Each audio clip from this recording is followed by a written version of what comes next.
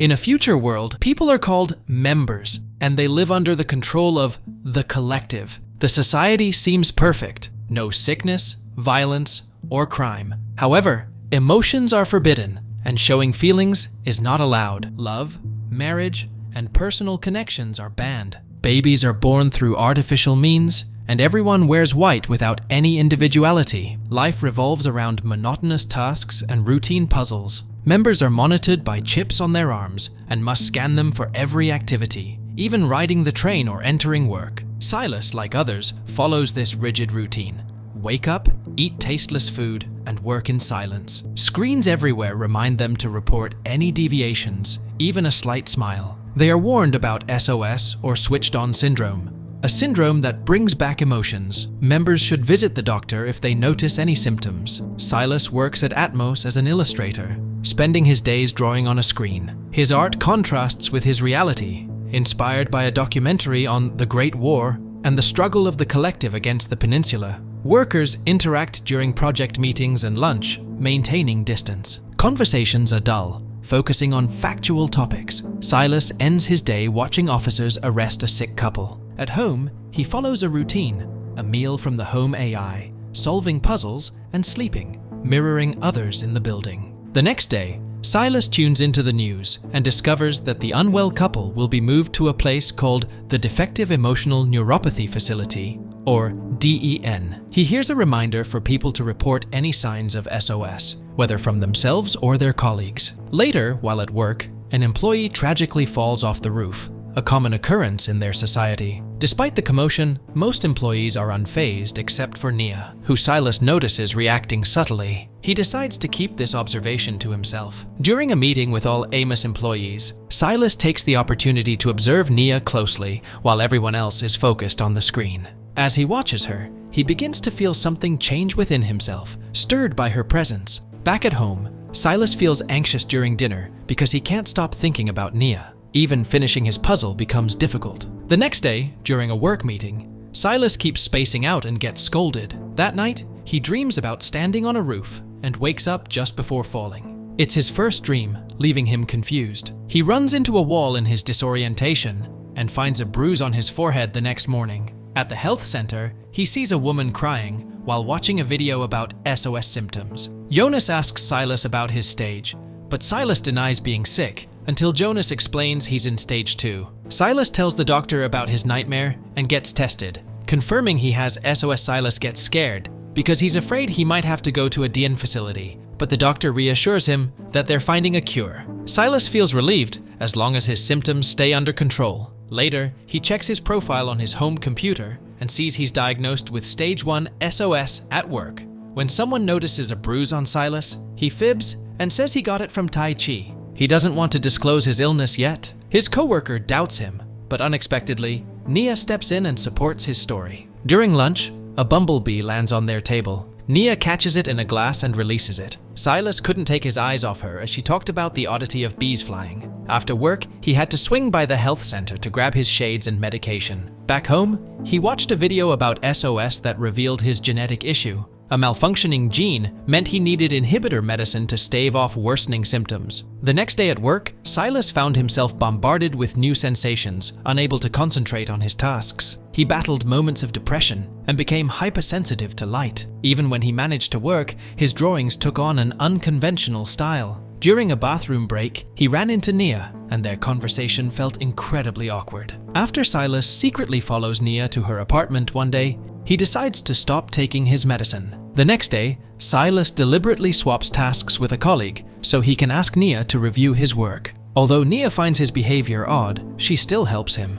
However, their interaction doesn't go unnoticed by their boss, who ensures it's strictly work-related. Despite receiving valuable feedback from Nia, Silas becomes fixated on watching her reactions. His obsession escalates to the point where he sneaks into the office at night to listen to Nia's recordings on her computer. During the next meeting at work, Silas accidentally spills his drink, revealing his shades. His colleagues notice he has SOS, and despite his assurances he's not contagious, they decide to keep him away from the group. Silas feels hurt, especially when Nia agrees with the decision. He ends up working alone in a distant corner. After work, Silas follows Nia, who catches him and threatens to report him. Silas reveals he knows she also has SOS, making Nia uneasy and leaving without saying anything. The next day, they act as if nothing happened, but Silas notices Nia's nervous hand movements, confirming his suspicions. Later, when they're alone in the office, Nia feels the tension between her and Silas so strongly that she hurries to hide in the bathroom. Silas follows her, and they both awkwardly stand together in the same stall, trying to make sense of their emotions.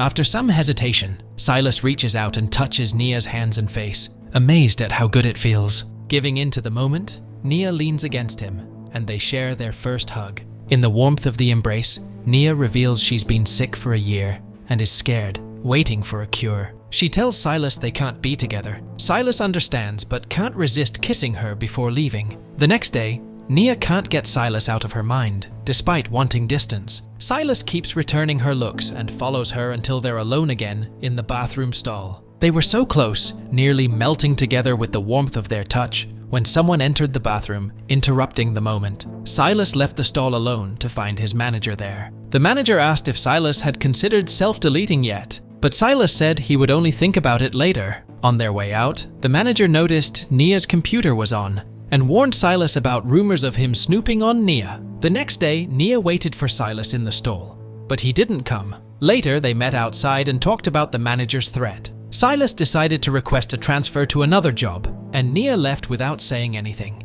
When she gets home, she completely falls apart. The next day, Silas tells her he's quitting because he doesn't want to bother his colleagues with his illness. He starts working at a nature sanctuary, leaving Nia to adjust to his replacement. Seeing Silas's cup reminds her of him, so she takes it home, struggling to cope with the change. At work, Silas isn't doing as well as before. One day, he meets Jonas and opens up about his feelings to Nia. Jonas understands because he went through a tough relationship too. He suggests Silas join a support group for people dealing with emotional struggles. Silas agrees and attends a meeting where he learns about the DN facility, a scary place where people either harm themselves or undergo emotion-suppressing treatment. Bess, a doctor at the facility, hides her own struggles to help others. When Silas gets home, Nia, feeling nervous and upset, is there. Silas comforts her. They start with a simple touch, which leads to more intimate moments together. Afterward, they're so impressed by the experience that they promise not to be apart again. During the day, they act like strangers,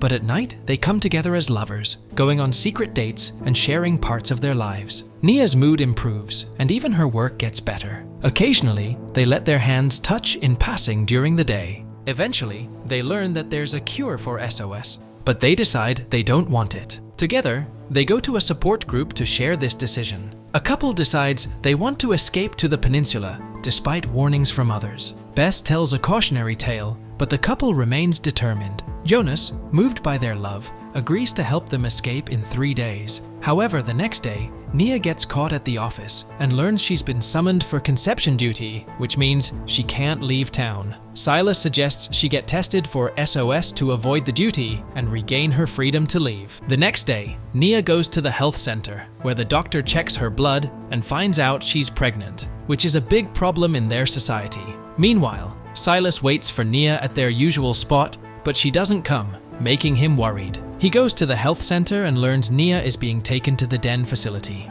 Nia is treated badly there for her pregnancy. Bess finds out Nia is there and informs the others. Silas seeks help from Jonas, who says they're already working on it, and asks Silas to wait. The next morning, Bess, using her doctor status, takes Nia from her room to meet with Jonas and the rest. Bess tells Nia they'll switch Nia's body with a woman who recently died, putting a new chip in Nia's arm to give her the dead woman's identity. Nia, feeling better, thanks Bess and escapes using the new chip. Meanwhile, Jonas's group tries to leave but faces officers at the gates. They attempt the elevator, but a member betrays them and they get caught. Silas learns of Jonas's group's arrest and rushes to the DN facility, where he discovers Nia's death from a guard. Silas, feeling overwhelmed by a broken heart, goes up to the roof of the company building, contemplating hurting himself. After much uncertainty, he decides against it and comes back down. Meanwhile, Nia goes to Silas's apartment hoping to see him, but he's not there. Growing impatient, she searches for him at the sanctuary, but he's not there either. Unsure of what else to do, she goes back to Silas's place.